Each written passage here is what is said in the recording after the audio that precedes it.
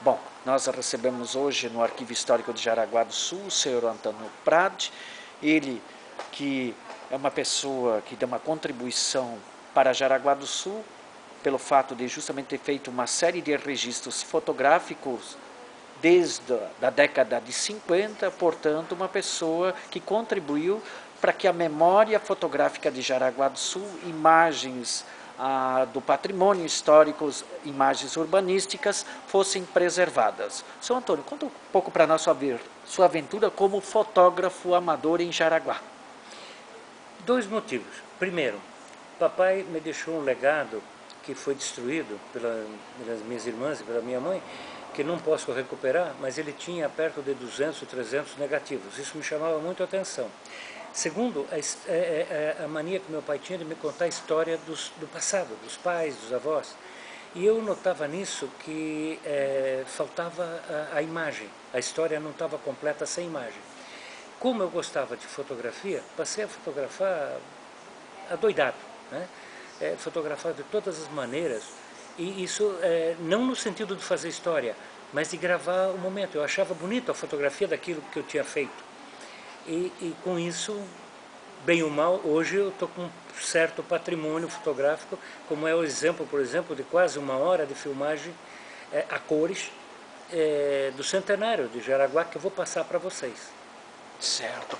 Você falou uma coisa importante. Guilherme Prade era seu pai. Meu pai. E ele também tinha o hábito de fotografar? Você vai encontrar nas fotos que eu te dei até fotos de quando ele era motoqueiro, em 6 ou 7 motocas faziam o que os motoqueiros de hoje fazem. Iam daqui para Blumenau, para Rio do Sul, tal, com moto. Ele tinha a mania de qualquer lugar que ele fosse, tomar um banho no rio, ele fotografava. Tem fotos aí dele aos montes. Então isso eu acho que é uma coisa um pouco herdada, né? Uma coisa que me foi passada. O meu pai dizia que uma árvore que tem boas raízes, o vento não derruba. Seu Antônio, a família deu esta contribuição, né? Qual a responsabilidade que o senhor sente, né, em relação a isso? E hoje o senhor deu o seu testemunho vindo ao Arquivo de Jaraguá do Sul. Esse momento para o senhor?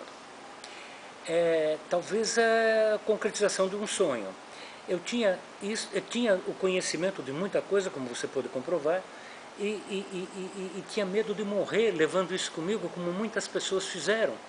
E que hoje eu gostaria de encontrar pessoas que eu encontrei, o seu Emílio Stein e outras pessoas que conheciam profundamente Jaraguá e que levaram junto, porque não teve o elo que ligasse a história de Jaraguá, pelo menos a história escrita, posta em papéis, com aquilo que eles tinham na cabeça. E hoje encontro o Ademir, que faz esse papel. Então você é o elemento de aglutinação, você é a cola que liga o passado ao meu trazer o passado no presente. É você, Ademir, que merece toda a glória, todo o mérito dessa situação.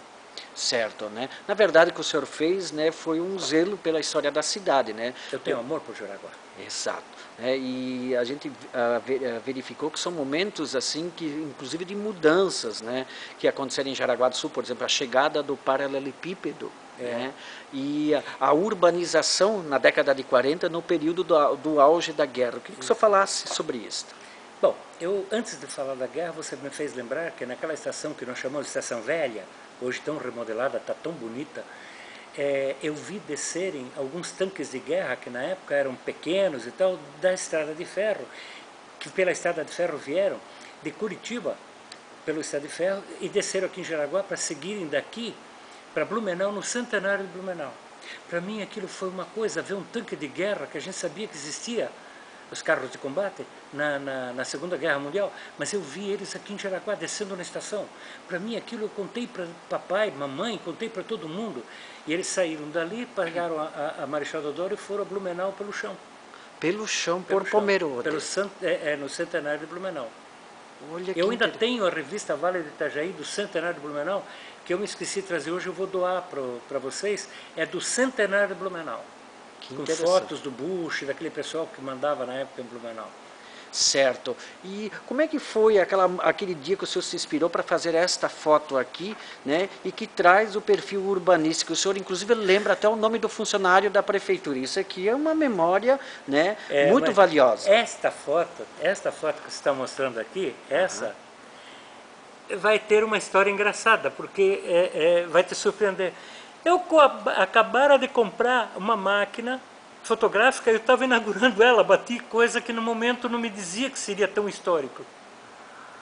Me surpreendeu porque eu guardei todos os negativos que eu fiz até hoje, e me surpreendeu que hoje ela esteja aqui. Eu bati ela sem segundas intenções, a intenção era apenas ver o que reproduziria aquela máquina, a qualidade que seria daquela máquina. E eu posso dizer que máquina foi, era uma Capsa da Fotótica. Olha que interessante. Tá. E para as futuras gerações, o senhor tem hoje filhos e tem netos, né?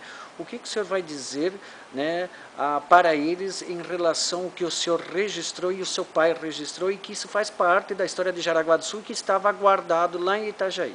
Vai sair dentro de pouco tempo, mês, 2, deve completar, um livro chamado Apátridas. Ele é feito e já está com 300 e... vai passar de 400 páginas. E ele é o livro que foi feito para poucas pessoas. Muitas lerão, muitas ganharão, mas o objetivo dele foi para 5 pessoas. São os meus 5 netos. É para eles, porque hoje o mundo é tão rápido que as pessoas não têm tempo de escutar. Eu escutei muitas histórias da minha avó, dos meus avós. As crianças hoje preferem ganhar um sorvete, 10 reais, ou coisa assim, do que escutar uma história do vovô. E se a gente conta, eles vendem com história de novo, quer dizer, isso é normal das crianças de hoje. Mas eles um dia desejarão saber. E se eu morrer e não deixar escrito, eles não terão onde buscar. Exato. E qual a sua mensagem que você deixa para Jaraguá do Sul, o senhor que conheceu uma cidade pequena, com poucos habitantes, e hoje uma cidade com quase 150 mil habitantes? Se não passar de 150. Isso. Eu diria que as pessoas que amam Jaraguá devem fazer o que fazem com a família. Fotografam os filhos, fotografam... Então eles que fotografem a sua casa, a sua rua, os seus filhos na escola, os coleguinhas que vêm brincar na casa, fotografem. É a única maneira de se realmente preservar para o futuro a memória do hoje.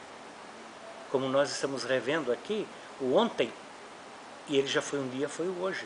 Eu já bati fotografias considerando que eram hoje. E a gente não sabe o que o futuro vai fazer. Uma coisa eu tenho certeza, vai mudar muito Jaraguá. E nós teremos saudades dos dias de hoje e de ontem. Certo, né?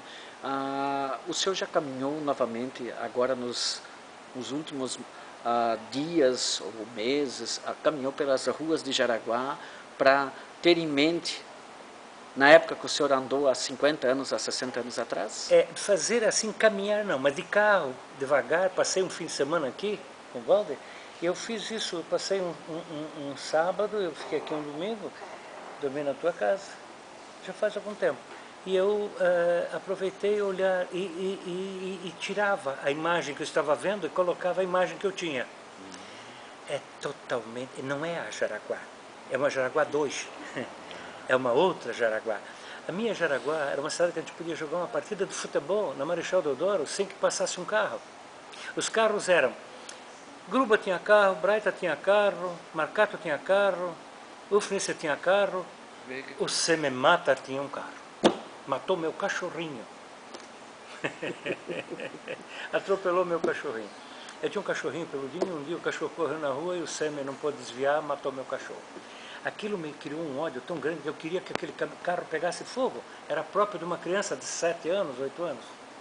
Então, ele tinha um carro, o Julinho Tavares, o pai dele, Mário Tavares de Cunha Melo, tinha carro.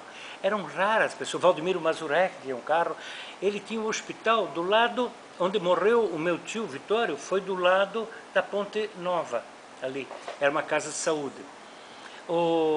Em frente ao meu sogro, o nosso sogro, morava o Godofredo Lutze e a Schwester Alice. Era o Hotel Jaraguá um tempo. Não, depois ali embaixo era do Raul, ali depois, ele morava naquela outra casa na...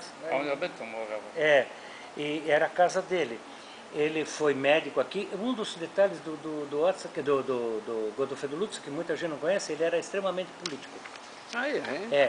E ele pegava fotografias com o Ângelo Piazzera e um outro fotógrafo que já não existe mais, não é o Loz, não, um outro fotógrafo veio de fora e foi embora. E ele montava fotos assim ridículas de pessoas empurrando canoa e tal. Ele botava a cara do Valdemar, do Arthur Miller e tal, e montava e fazia mal gozação com isso. Era um dos